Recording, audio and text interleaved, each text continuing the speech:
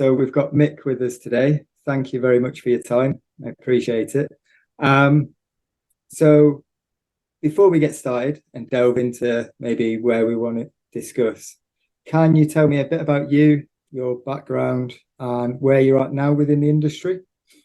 So my background is I was going to say very similar, but it's not. It's similar to your background. Um, I'm ex-forces, proper forces, not civvies in uniform like the RAF. But no, Give me we. that.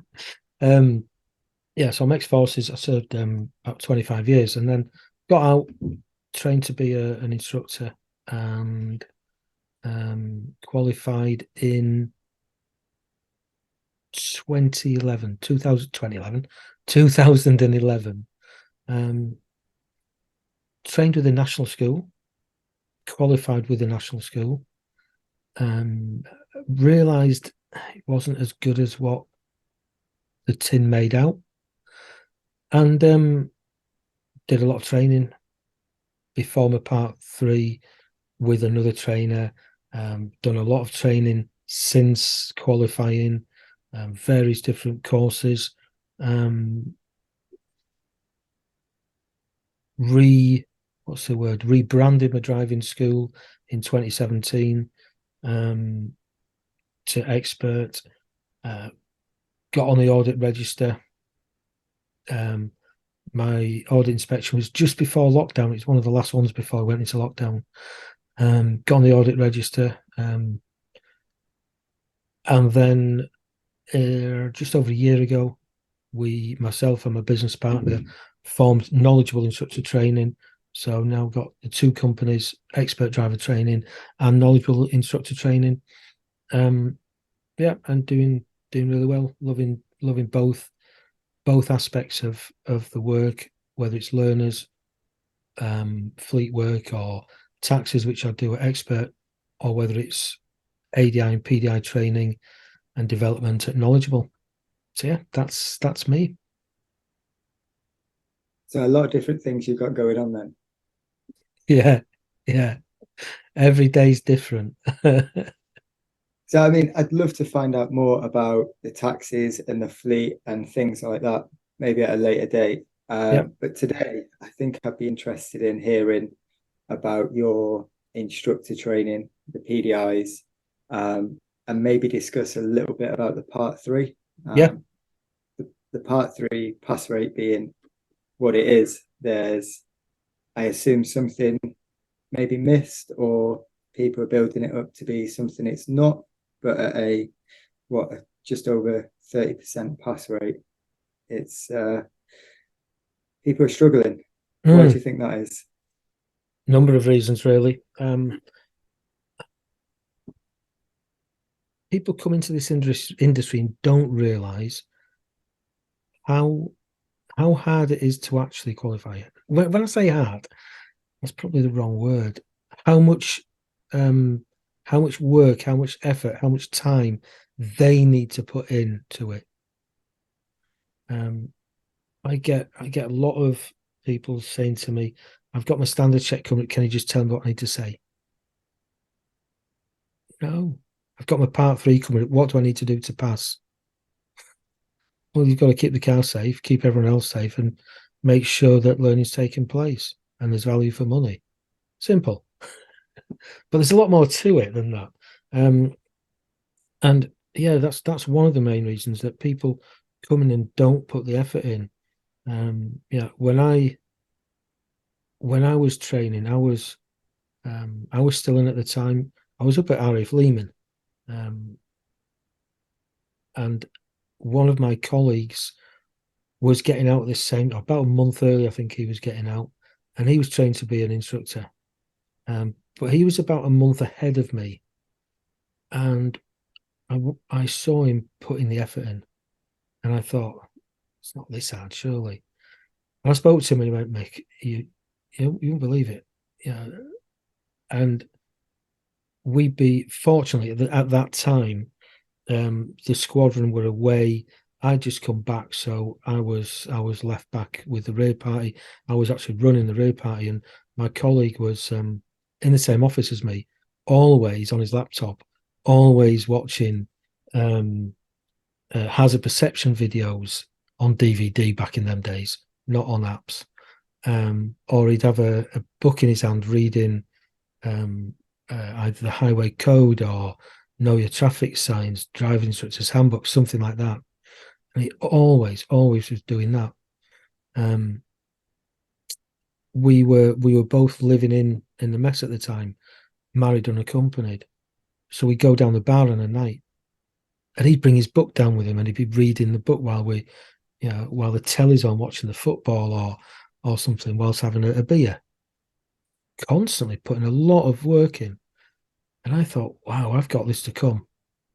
So I followed suit, and as you know, we're both ex-forces, and we are sort of diligent people. We on the whole, not all, and not everyone, but on the whole, we're diligent. We like to put the work in. We don't like to cut corners, and that's what I did. I was, just pounding the pages, so to speak, getting that information in. So that's one of the issues, that people don't put that effort in, and some people listen to this might say, well, I do. I've done the apps, but the apps aren't getting that information in. That's one thing I see all the time from PDIs. I've got my part 1 coming up soon. What apps are best to use? None. Get your head in your books, learn the knowledge, because the knowledge, and this links into something later on, the knowledge underpins the rest of the training that you're going to be doing. And if you haven't got that basic knowledge, or sort of not even basic, sorry, it's a bit more than that. If you haven't got that, that sort of, how can I call it? That expertise, that a little bit of advanced knowledge about some certain things, then you're going to struggle later on. So, that's one thing. Another reason, and another bugbear of mine is, in fact, these are all bugbears of mine, all these reasons. Let's get them off your chest. Another reason then is the testing process changed. Before, it used to be what's called PSTs, preset tests. And what we did then on the preset tests was we learned by rote, basically, how to deliver a lesson on junctions, how to deliver a lesson on meeting and greeting other traffic, all this sort of stuff. There was basically 10 PSTs, and each PST had 2 topics. Lasted for half an hour each time, I think it was, if I remember rightly. And what you'd do is you'd learn all these 10. You'd learn the briefings, you get the briefings down to 4 or 5 minutes, then you go off and you'd manage the examiner doing what he's doing, and then you do the next one, the next half of the PST, and then you move on. And that's what we based our training on. PSTs, fault focused training. That's all it was. Watch for the fault and deal with the fault. What it didn't focus on was the mental side of it, how our brains affect what we do. It didn't affect that. It didn't bring in self-analysis from the learner. It was all me, the instructor, that did all the analysis. And when you look at the GDE, for those of you that know what the GDE is, and that's another bugbear, for those that know what the GDE is, that's all about self-analysis, and that self-analysis has to come from the person. It's the top-down approach of that learner. You start with the learner at the top, and they evaluate. We don't evaluate. So that was the old system, PSTs. Then they brought the new system in, the current system that we've got now. Some of us changed the way that we delivered instructor training. Some of us rewrote our workshops, our courses, our training packages. Some of us rewrote it so it matched the national standard for driver rider training, and it coincided with that, and it worked hand in hand with that. Others, what they did was they removed the word PST, and they still carried on using that system of PSTs, but without the word PSTs there. And then they do 3 or 4 hours maybe going through the 17 competencies really quickly, and the rest of the time, the rest of the 40 hours was spent, strangely enough, fault finding, showing people how to deliver training around junctions, roundabouts, dual carriageways, that sort of thing. I'll see that you're nodding there. I don't know whether that's the way you were trained or not. But what it doesn't do, it doesn't address the higher levels of the GDE. It also doesn't address the national standard for driver rider training. All it does is it addresses the topics. So that's another reason why I believe that the part 3 is pass rate is so low, because we're still, when I say we, instructors are still training, some instructors are still training the old way. They'll deny it, but if I went and sat in on one of their sessions, yeah, I'd be like, isn't that PST3? No, but it is. So that's another one. Why else is it so low?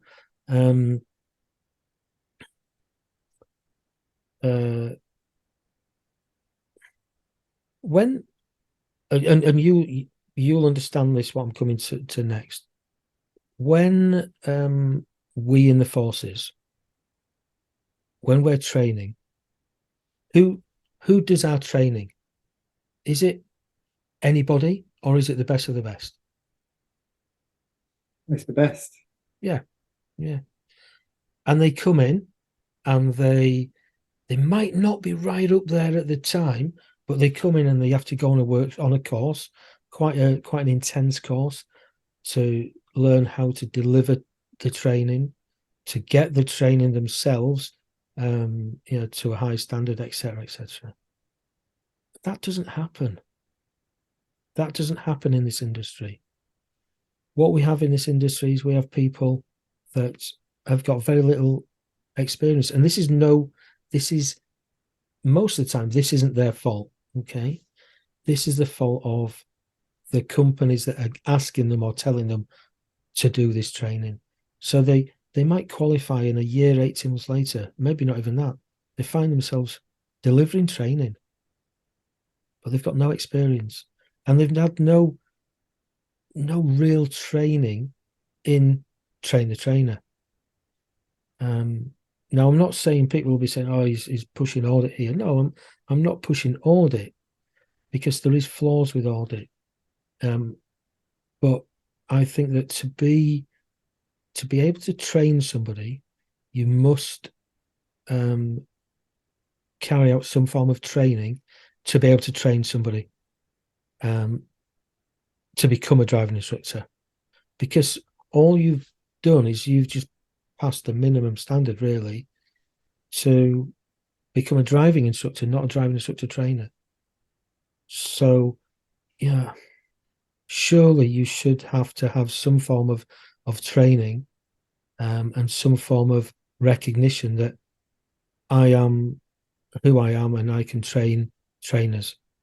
And I think, and again, I'll reiterate, I'm not saying you've got to go audit, but what I'm thinking is that you've got to have that training and understand what to do, and understand the national standard driver rider training, and understand the ADI 1, etc., and all that before you go and do it.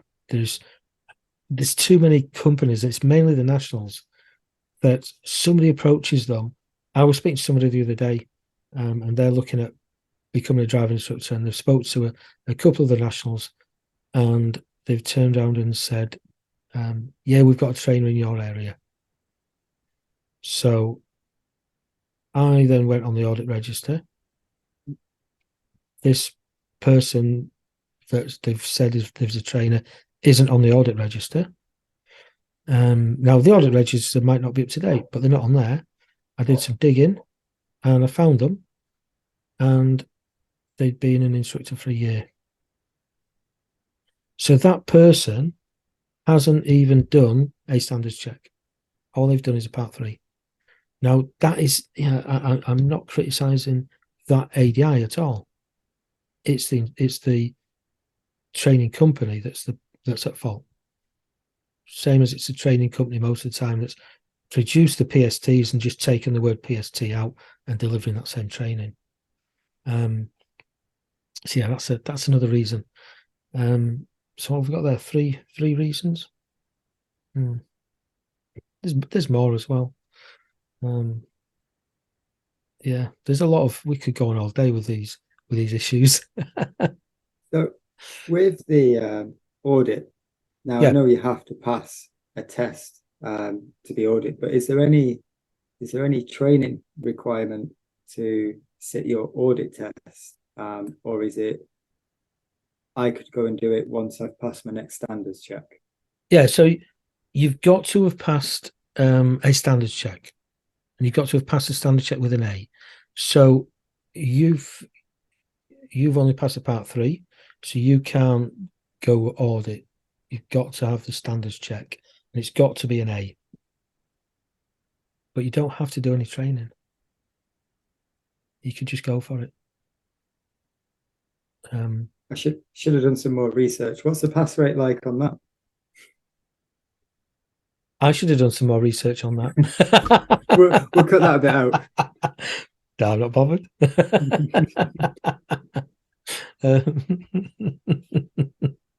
When you asked that, then I was thinking, I know what my answer is going to be. The same as yours. I don't know. It's not easy to pass. It's but yeah, to me, like we said, yeah, the way I look at this industry, if it was run like the military, then the quality, the standard would be better. Now, I'm not saying that the instructor's standard is low, but it would be better because the training would be there, and people, just have to look at CPD. It's CPD is not mandatory. What? Now, when I came into the industry 2011, when I qualified, I started training in 2010. They were muting then that they were going to make CPD mandatory, and I was like, brilliant, superb, love it. We all used to love courses, didn't we? Yeah. What are you on next time? I went a course. Yes, get in there. Anything beats being at work. Exactly. Yeah. So, and I just thought, brilliant, compulsory CPD. I can go and I can just do courses, but it got rejected. It got kicked out. I don't know why. Got an idea. But yeah, to me, in anything that you do, you've got to be you want to be the best of the best, okay? And especially in an industry like this, where we're not teaching people to drive. That's not the sole aim of this. It's a life skill that we're teaching people, but it's a life skill, if they get it wrong, that could be serious. So surely we want to be the best that we can be and have the best chance that we can have to give these young people the best chance that they can have to be safe on the roads. And if you're safe on the roads, then you're going to pass your test. If you just work to pass the test, then you might not be safe. Yeah.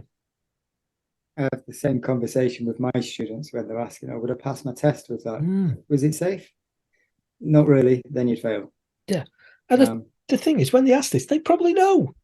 They probably know it wasn't safe. Yeah, it's interesting, and hearing your approach to it as well, and that puts a bit of reality to it, that it's not just teaching someone to pass a driving test. They could 2 days later be driving 70 miles an hour down the motorway. And if they've just been taught to pass a test, maybe that part of the motorway wasn't on the test route. How are they going to deal with it? Well, the funny thing is motorways aren't on the tests. Dual carriageways are or can be, but motorways aren't. So that person's, once it's passed the test, they're going to go out on the motorway at some point, probably. Now, I live about 6 miles away. In fact, yeah, about 5-6 miles away from a motorway junction. So I can get on that motorway within minutes. I can be within a further 10 minutes, I can be on another motorway. Yeah. So down one motorway, turn off. So down the M62 onto the M18, or I can go a bit further down the M62 and then onto the A1, or a bit further onto the M1. But and I'm going to tell people where I am. I'm down near Howden, but I do my tests in York. Now I see numerous instructors from York congratulating somebody on passing their test, but then they turn around and say, "I'll see you in a couple of weeks' time for your motorway lesson." Why not incorporate into your training? Because I guarantee not many of them come back after they've passed the test for a motorway lesson. Now they'll turn around and say, "Oh yeah, all of them do." Bet they don't. Bet they don't. I wouldn't. No, because in a couple of weeks' time, you've been on the motorway already and you know what you're doing. And the funny thing is, from York, you're 20 minutes, maybe not even that, 15 minutes on a good day away from the A1M. Why not just go? Nightmare of a road. Yeah. It was closed. It was closed on that junction the other day, actually. But yeah, why not go down the A64 onto the, which is a dual carriageway, onto the A1M, head north or south? And the answer, it's too far. It's too far for an hour lesson. Do a 2-hour lesson. Give them that experience. Yeah. Now I guarantee, if the DVSA brought it into the test that learners could go on the motorway, I guarantee they'd be on the motorway then. Guaranteed. I think there should be something in place for motorway lessons prior to a test. I don't know how you'd police it. I don't know how you'd manage it. Yeah, the issue there, mate, is the issue there is Norwich, 2 hours away from a motorway. Yeah. Deepest, darkest Cornwall, and Devon, an area you know well. You do know that area well, I think, don't you? I do. I'm Swindon, but my daughter lives further south. Yeah, I thought you said the other day. Yeah, so that area there is quite a distance away from a motorway. Parts of Wales, parts of Scotland. Yeah, so it's not readily accessible for everyone. So because of that, they won't do it. It'd be like, I don't know, with motorbikes, a progressive license system where you have to do something to go on the motorway. Yeah, exactly. Because I understand things happen, but I don't get how there's so many accidents on a motorway, apart from mechanical failure. Well, it's strange you say that, because actually the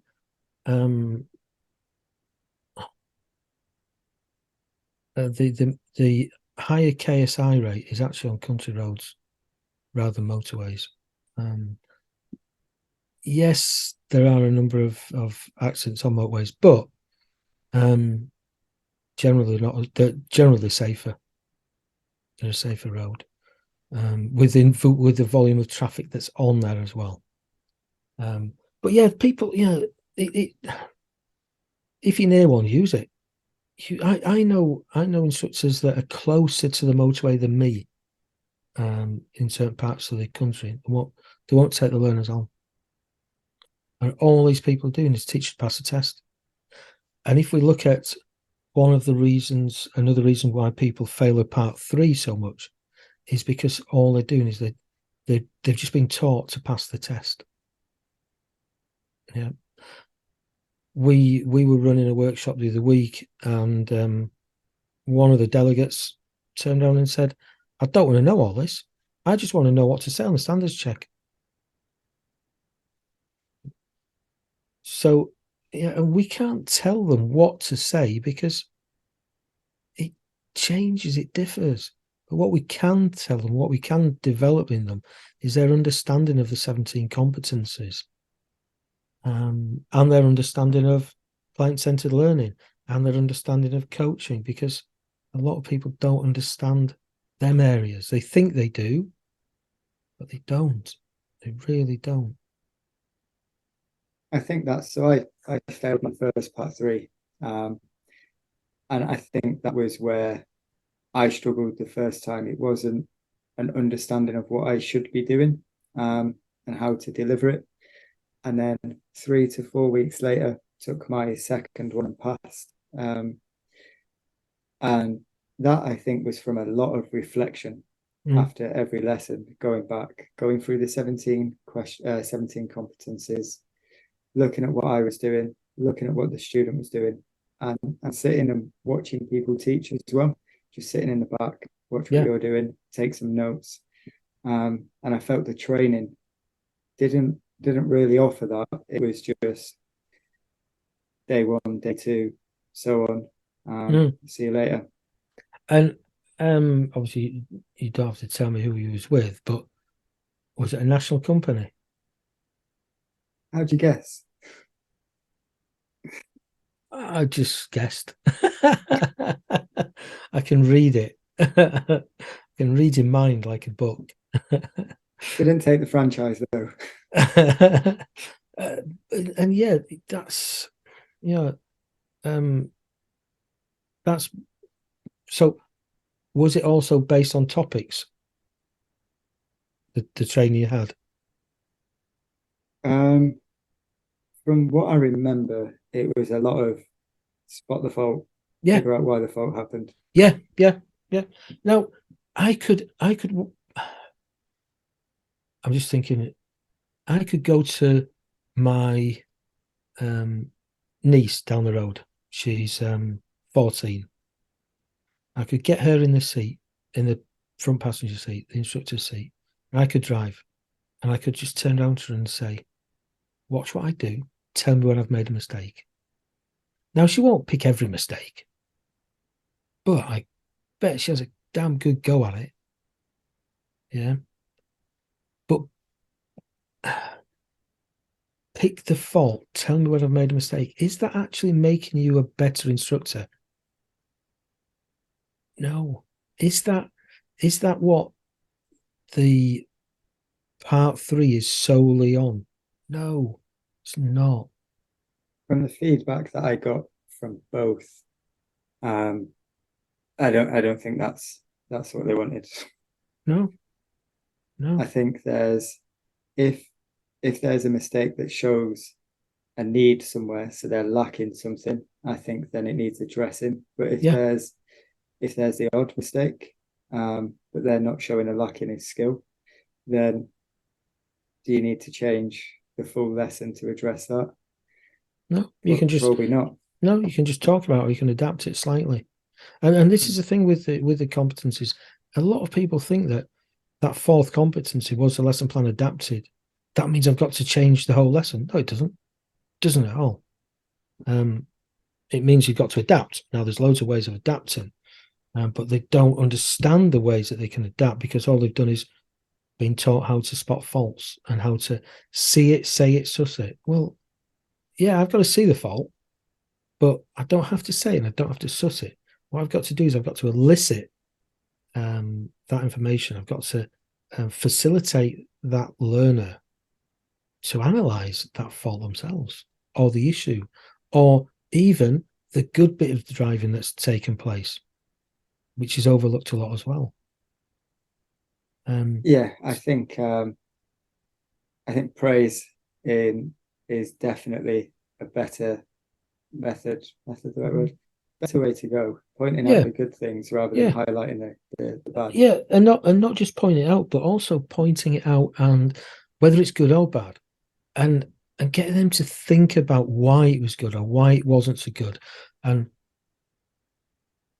how they could do it next time, and things like, where else could I use this skill, or have I got a skill like this already, similar to this, that I could use? And that's learning. That's the deeper learning. Not yeah. And if we had let's say we had 10 people on here listening to this live, okay, and if I asked them, these 10 people, do you like role play? I guarantee all 10 of them will say no. All 10 of them will say no, purely because when they've had their training has been belittling, throwing fault after fault after fault at them, made them look, trying to catch them out. And that's not what role play is about. That is not what role play is about. There is an element of that, granted, but we don't have to do that all the time. And what we definitely don't have to do is put loads and loads of faults in. Why not?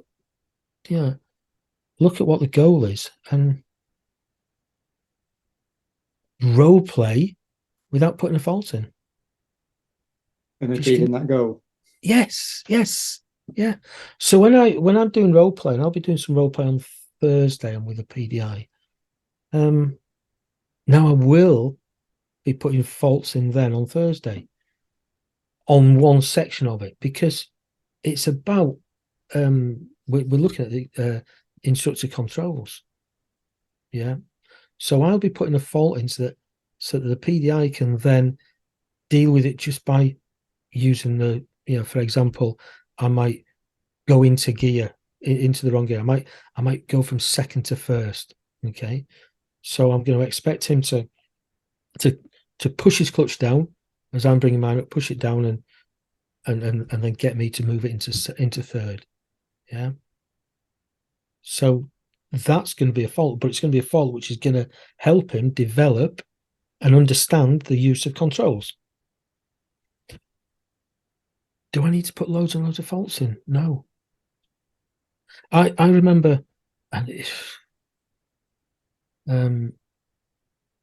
my trainer, the first time I sat in the passenger seat, and I'd been in the car in that passenger seat maybe 20 minutes, not even that, probably 10 minutes, and we were doing moving off and stopping, and I don't even think I'd given him a briefing. I think it was a case of, what I want you to do is I want you to get me to move off from the side of the road. So I told him what I wanted him to do. Did he do that? No. What he did instead was he steered right out onto the opposite side of the road, hit the gas and floored it. Now, what was the point in that? My goal for that session was to teach somebody how to move off from the side of the road. And I queried him on that. I questioned him. So why have you done that? Because a learner will do that to you. So we're now in 2023. I qualified. In fact, no, I qualified in April 2011.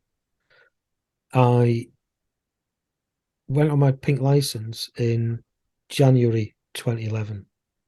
the 14th. So we're about 12 years and 5 months after I went on a trainee license. In all that time, out of all the learners that I've taught, hang on, let me just count up how many. Oh, none. None. Nobody's done that. But he said they would.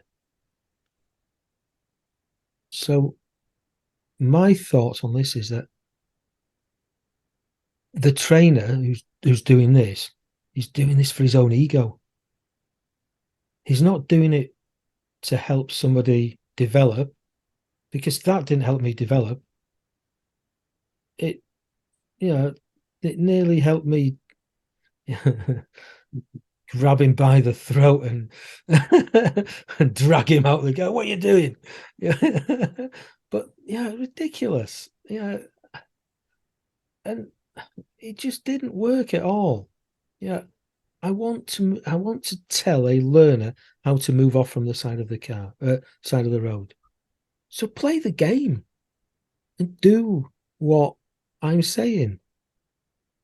If what I'm saying doesn't work, then show it that it doesn't work. Yeah. So, for example, if I tell them to bring the clutch up, I don't say just release it really slowly. They jump off the clutch and stall the car, because that's going to help me learn. That's role play. But it's very rare that I put faults in unless I actually have to. In fact, I don't put faults in unless I have to. It's wrong, because the learner's not going to learn. Sorry, the trainee instructor's not going to learn. All that's going to happen is that trainee instructor is going to get a complex that I'm just going to be made to look an idiot. Yeah. Got that off my chest. And then worry about their first real driving lesson. Say again, sorry. And then they're going to worry about their first driving lesson when they actually get out. Yeah. Jesus, it just puts the fear up them, and there's no need to do that. No need to do that at all. Similar experiences then. Say again? Similar experiences. Now I assume you're pushing more of an approach, what you're discussing there, where it's about bringing people on and not just fault finding. Look to teach them and teach them the skills, and not just to pass a part 3. It's instructor. It's the same. It's the same with learner drivers. I don't teach pass a test. I don't teach PDIs to pass part 3. I train them to be the best instructor they can be, or I help them become. They're the ones that are really doing the work, and those that struggle are the ones that don't put the work in. They just think, I've been driving for 20 years. I'll breeze this. It's about developing them. But we mentioned before off air about, and I said it earlier actually as well, about coaching and CCL. Now, I'm a coach. I've done training to become a coach, so I can coach. However, when I sit in the back of ADIs and PDIs cars and they say, I don't instruct, I coach. No, you're not. You're not coaching. You're instructing.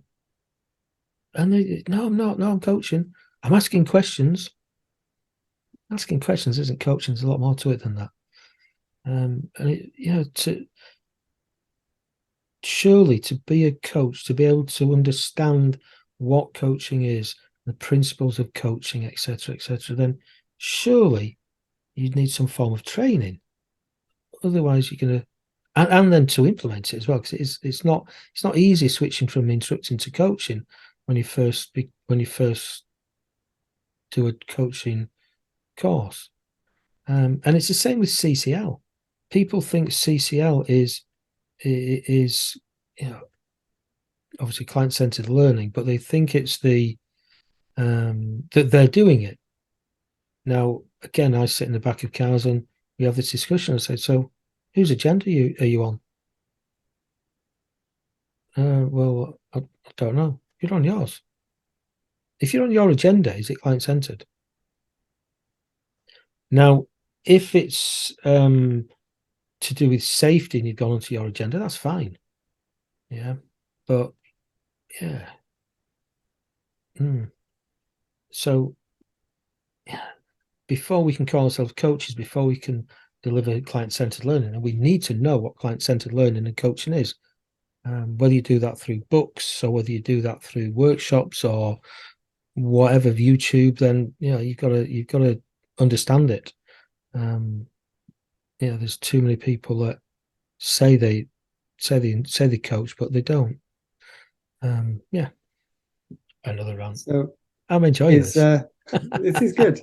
Is this what you cover on your workshops then? I've not done one yet. I will be doing one. I'll be pursuing some CPD. But you go into, because I know with coaching, there's a lot to it.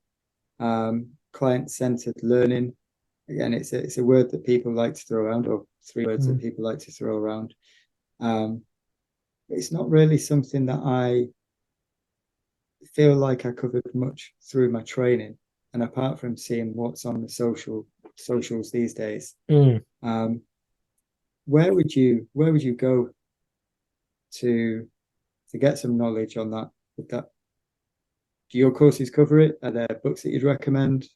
So our workshop, our standard client-centered learning and standard check workshop covers client-centered learning. A bit of coaching elements in there. Coaching itself, it's not.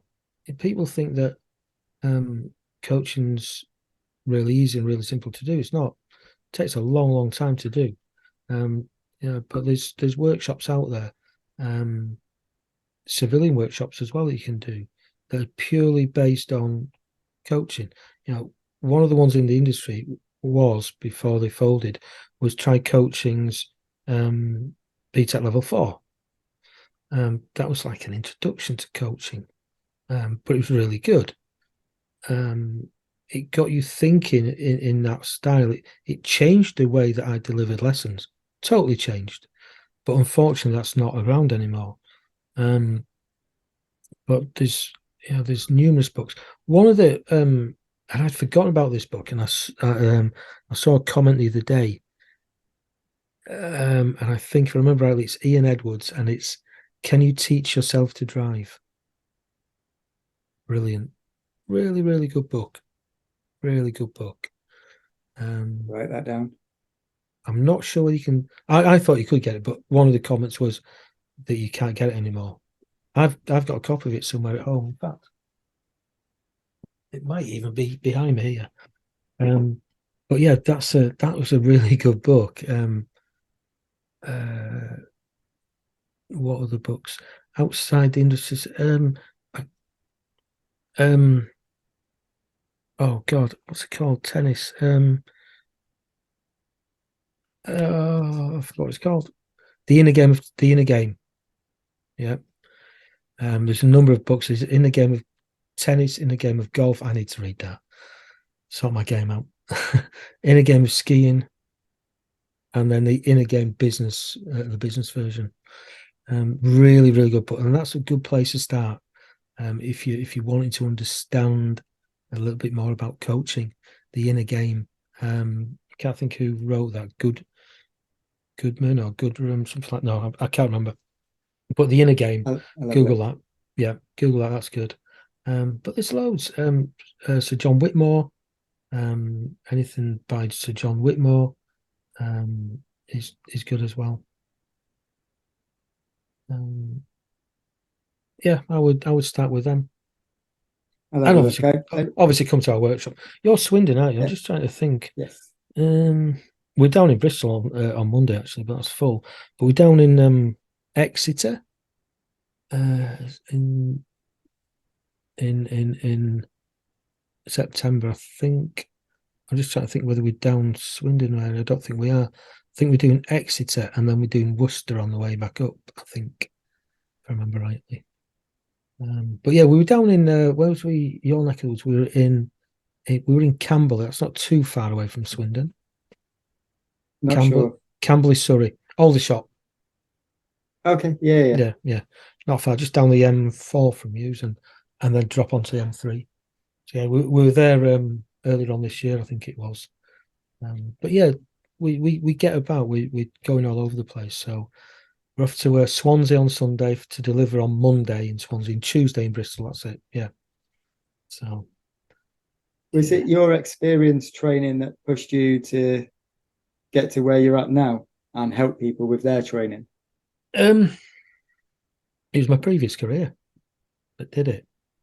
You know, we like what we mentioned before. We love doing courses and we want to develop, and you know, I always wanted my lads to be the best that they could be. My young sappers, and I always used to, you know, get them away on courses, and whether it was a green course or a adventure training course, because it was going to develop them, and then also obviously develop the troop.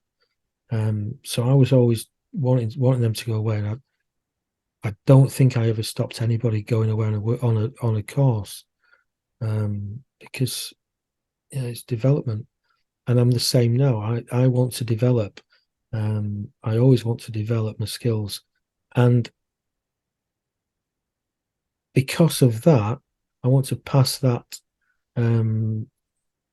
knowledge and that understanding and that ethos really onto others. And I just wish that more people would look at it as a career rather than a job, because if they looked at it as a career, then they would want to develop, I believe. I think that I've noticed that it's as if it's a job, even setting up as a business. No one teaches the business side of it. It's just, here you go. You got your pink badge or your green badge. Yeah. Away you go. Figure it out. Yeah. What do I do? And we're prime examples of that. Yeah, we were both in the military. Well, yeah, that is one massive business. Yeah, it's the biggest business. You know, the armed forces is the biggest business in the country. That's the way we looked at it. But we didn't set it up, and we had no business knowledge, no business acumen, I think the word is. We had none of that. Yeah, and we just, well, what I did was I went, strange enough, I went off and did a workshop with HMRC, a free workshop on tax or something like that. I can't remember. It was a while ago. I